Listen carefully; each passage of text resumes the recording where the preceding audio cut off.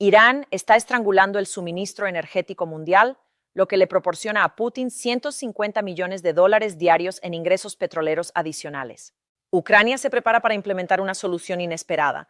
Cazadores de minas entrenados por la OTAN se dirigen al Golfo Pérsico para cortar las ganancias de Putin. Bienvenidos a mi canal.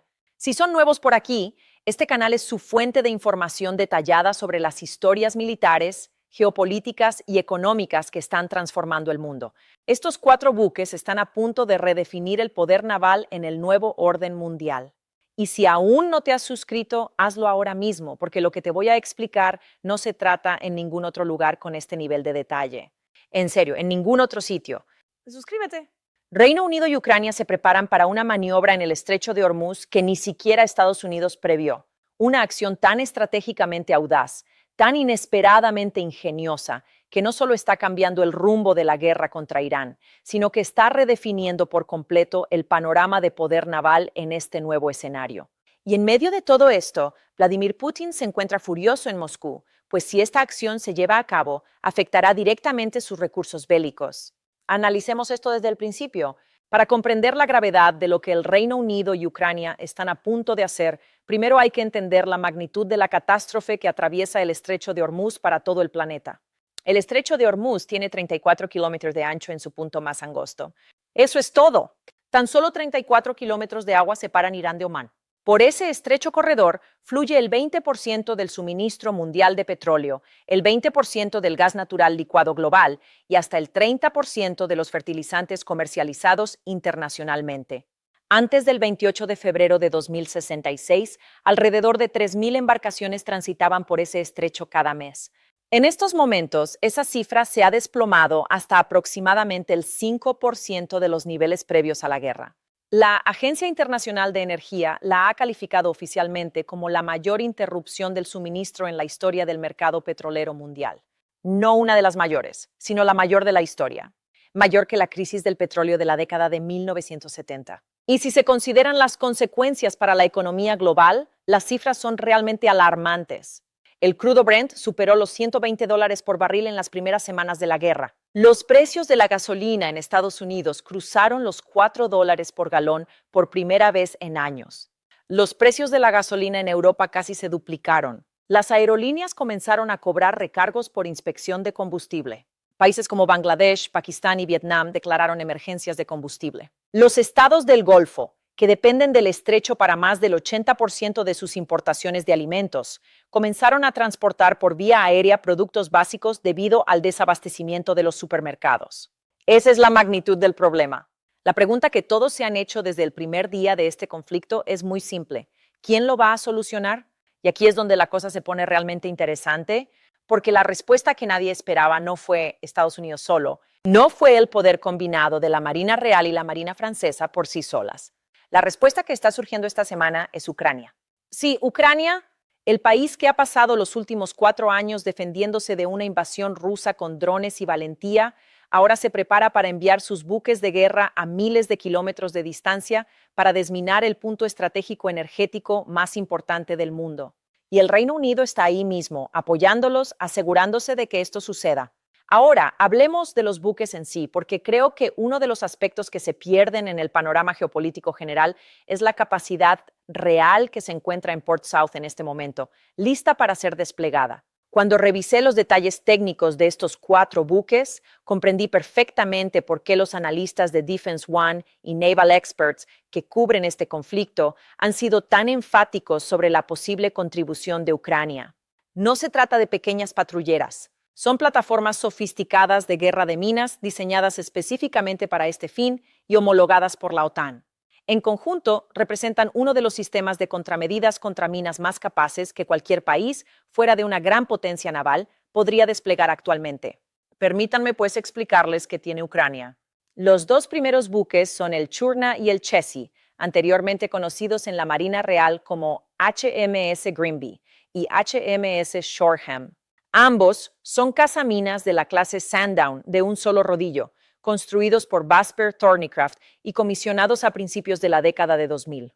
Tienen 52,5 metros de eslora, un tonelaje de 600 toneladas y un calado de tan solo 2,3 metros, lo suficientemente bajo como para operar eficazmente en las aguas costeras y semicerradas del Golfo sin perder estabilidad en mar abierto. Estos buques no son rápidos. Su velocidad máxima es de 13 nudos, pero la velocidad es completamente irrelevante cuando la misión consiste en mantenerse prácticamente inmóvil sobre algo peligroso y neutralizarlo con precisión. Y la tecnología a bordo es lo que los hace verdaderamente formidables. El sistema de detección principal es el sonar de profundidad variable Sonar 293. Lo que hace que este sonar en particular sea tan crucial para las operaciones del Hormuz es precisamente su nombre, profundidad variable.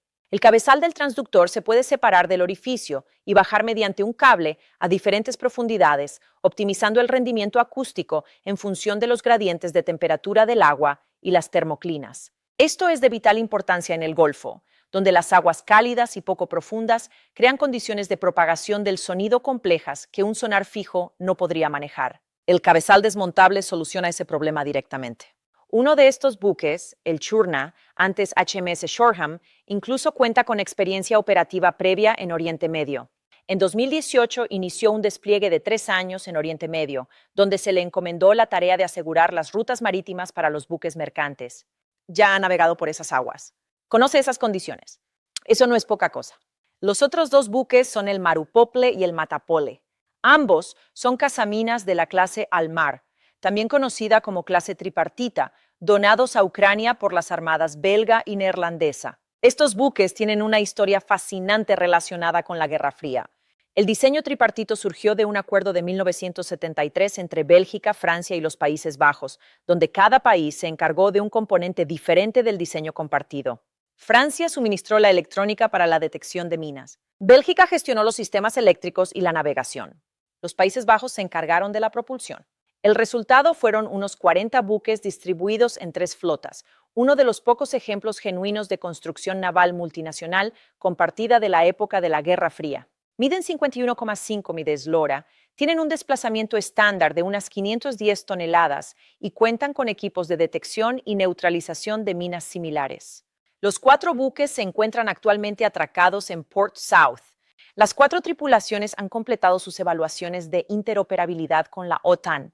Según Euromaidan Press, que consulté específicamente para este artículo, la Armada ucraniana confirmó que las tripulaciones están entrenadas y listas. Además, para reforzar aún más su capacidad, se espera que los Países Bajos entreguen un 5.º buque a Ucrania en junio de 2026, que será comisionado como Genicheske.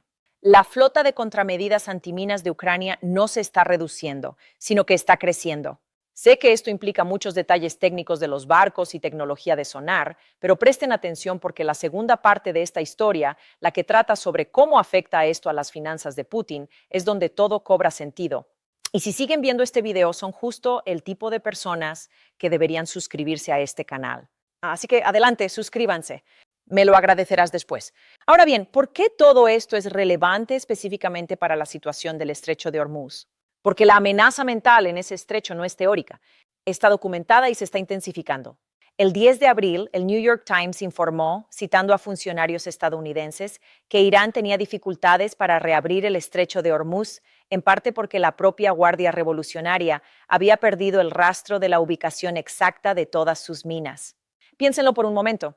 Irán colocó tantas minas con tanta rapidez durante el caos inicial de la guerra que sus propias fuerzas no pueden justificar completamente su ubicación. Y luego, el 23 de abril, Axios confirmó algo que elevó la situación de grave a realmente alarmante. La Guardia Revolucionaria había comenzado a colocar nuevas minas activamente en el estrecho.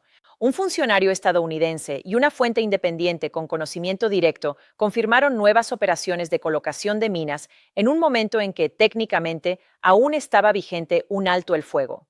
Esto llevó al presidente Trump a publicar en Truth Social el 23 de abril una orden a la Armada estadounidense para que disparara y destruyera cualquier embarcación iraní que fuera sorprendida colocando minas, sin dudarlo ni un instante. También ordenó que las operaciones estadounidenses de desminado continuaran al triple de su capacidad y confirmó que el USS Chief y el USS Pioneer, dos buques de contramedidas antiminas de la Armada estadounidense, ya operaban en el estrecho junto con drones submarinos y helicópteros especializados en la detección de minas. Pero esta es la cruda realidad que el propio Pentágono reconoció. La limpieza del estrecho de Hormuz podría tardar hasta 6 meses. 6 meses. Y la Armada estadounidense ya está sobrecargada de trabajo en múltiples teatros de operaciones en la región. Es precisamente aquí donde los 4 cazaminas ucranianos dejan de ser un gesto simbólico para convertirse en una auténtica necesidad operativa. Las minas específicas de Irán no son del tipo de contacto tradicional. Los analistas han identificado 2 tipos principales que la Guardia Revolucionaria Islámica, IRGC, ha desplegado. La Mahom 3 utiliza una combinación de sensores acústicos y magnéticos para detectar embarcaciones y lleva una ojiva de 300 kg que puede sumergirse hasta 100 meters de profundidad. La Mome 7 es ligeramente más ligera, con una ojiva de 220 kg diseñada para aguas menos profundas y, lo que es crucial, tiene forma cónica diseñada específicamente para resistir la detección por sonar estándar.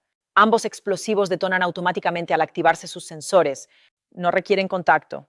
Y según The Guardian, a pesar de las importantes pérdidas que sufrió la Armada convencional iraní en los primeros ataques de la guerra, aún conserva entre el 80 y el 90% de sus lanchas y buques minadores.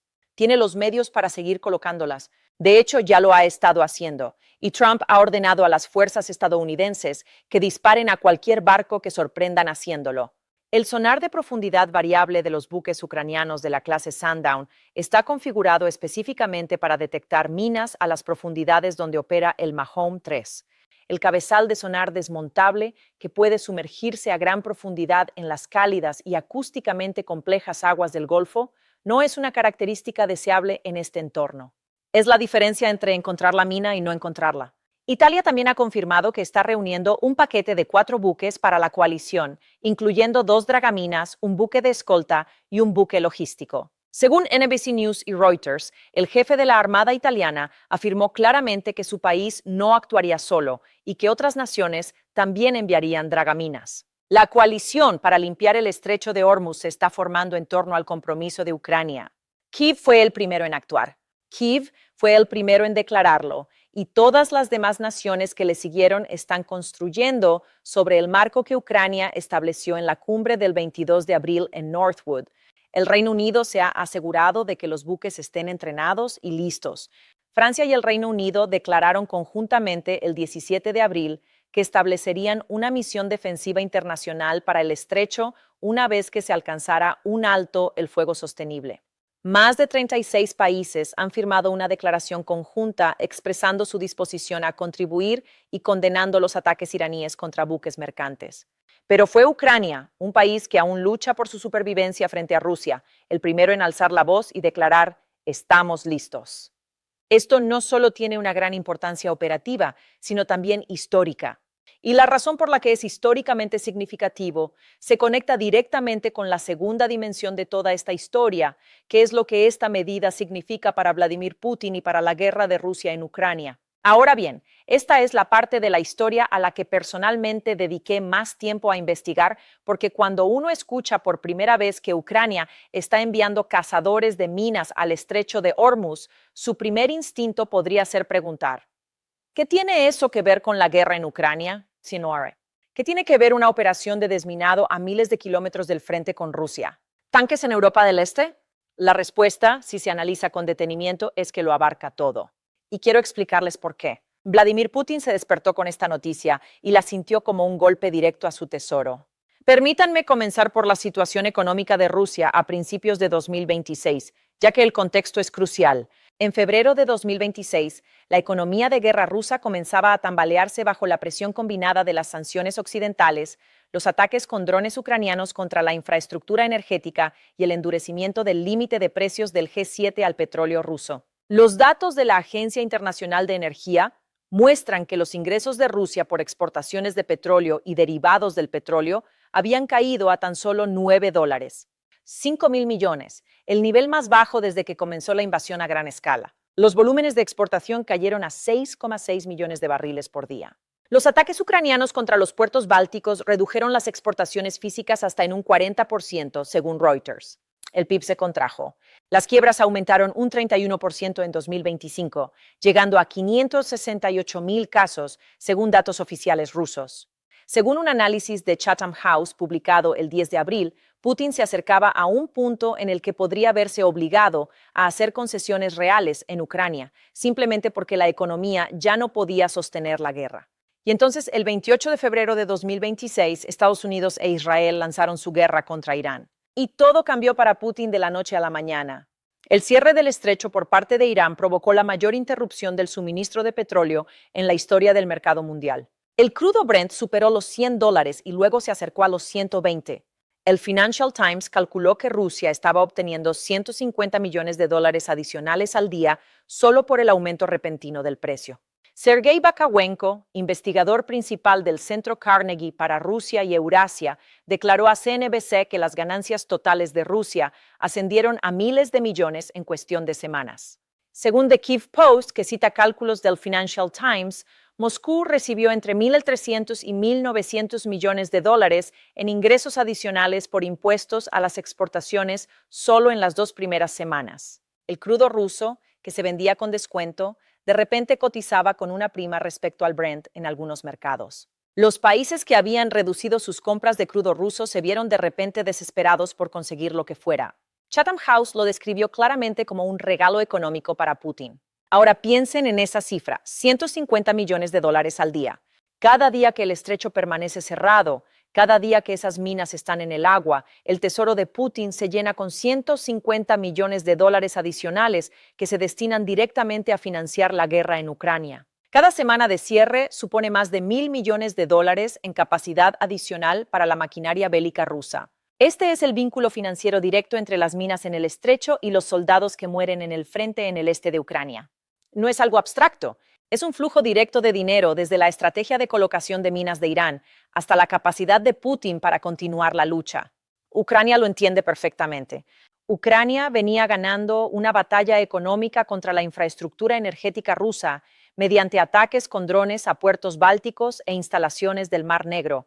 El cierre del estrecho de Hormuz eliminó gran parte de ese trabajo de la noche a la mañana al hacer mucho más rentables las exportaciones restantes de Rusia y enviar a cazaminas a desminar el estrecho. ¿Sigue Ucrania con la misma estrategia, solo que a nivel global? Cuando se retiren las minas, se reanudará el transporte marítimo, aumentará la oferta, bajarán los precios y Rusia perderá sus ganancias inesperadas. La lógica es tan simple como devastadora para Moscú. Pero existe una segunda dimensión, aún más significativa a largo plazo. La invocación del Convenio de Montreux por parte de Turquía implica que Ucrania no puede enviar buques de guerra al Mar Negro. Rusia devastó la flota convencional de Ucrania al comienzo de la guerra. Ucrania se reconstruyó mediante buques no tripulados y guerra con drones, lo que obligó a la flota rusa del Mar Negro a retirarse de Crimea sin buques de guerra tradicionales. Pero el Montreux aún limitaba técnicamente la proyección naval tradicional de Ucrania. Ahora Ucrania está enviando cazaminas al Golfo Pérsico, coordinando con la Marina Real, operando junto a buques franceses e italianos, construyendo asociaciones de defensa de 10 años con estados árabes del Golfo, que el propio Zelensky confirmó que incluyen drones marítimos ucranianos. Putin invadió el territorio con la intención de neutralizar una potencia regional en cuestión de días. En cambio, creó algo que jamás imaginó: una fuerza experimentada en combate y conectada globalmente, capaz de proyectar su capacidad operativa en el Golfo Pérsico sin necesidad del Mar Negro. El compromiso de Ucrania en este caso trasciende el mero cálculo militar y económico inmediato. Durante años, Ucrania fue vista principalmente como receptora de ayuda. Lo que está ocurriendo ahora es una transformación fundamental de esa identidad. Ucrania se está convirtiendo en un auténtico socio de defensa y seguridad que otras naciones desean tener de su lado, con consecuencias directas para cada garantía de seguridad, acuerdo de armas y asociación económica que negocie a partir de ahora. El despliegue está listo. Las tripulaciones están entrenadas. Los barcos están preparados. La coalición se está formando. Lo único que se interpone entre esos 4 buques en Port South y el estrecho de Hormuz es la situación política y militar en Oriente Medio. Y ahora mismo esa situación pende de un hilo. Tanto el Reino Unido como Francia han sido explícitos.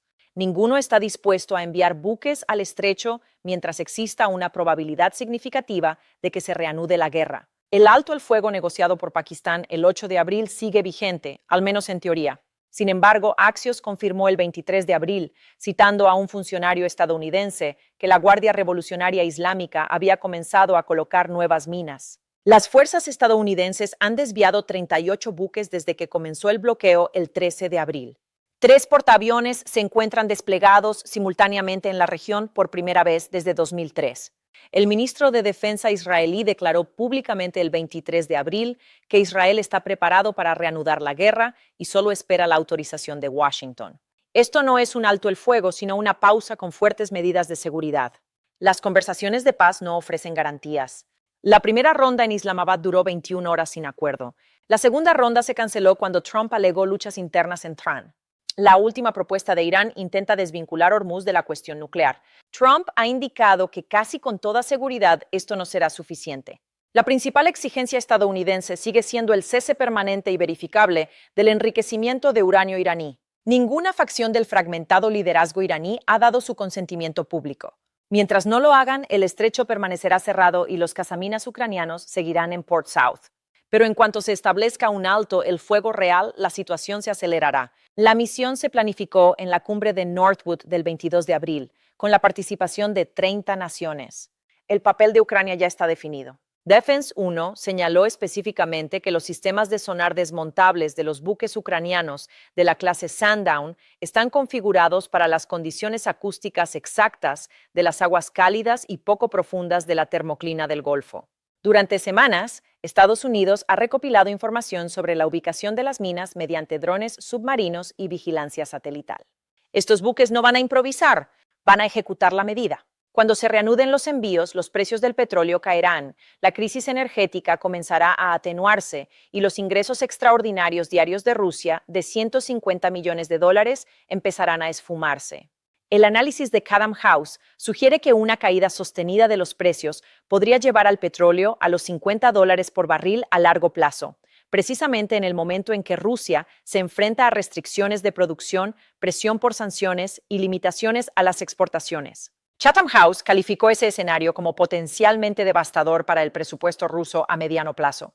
La reapertura del estrecho de Hormuz por parte de Ucrania no solo supone un inconveniente para Putin, sino que socava la base financiera de su capacidad para continuar la lucha. Lo que observamos en la crisis de Hormuz, el despliegue de Ucrania y la formación de la coalición en Northwood, París, Roma y las capitales del Golfo es el surgimiento de una arquitectura de seguridad global genuinamente nueva, una estrategia que nadie había planeado de antemano. Impulsado por la confluencia de múltiples crisis simultáneas, todo el marco estratégico de Putin depende de la división de la OTAN, la distracción estadounidense y la lentitud europea. Lo que no previó fue que Ucrania se convirtiera en un socio naval global. Marineros ucranianos entrenando en Portsmouth para desplegarse en el Golfo Pérsico.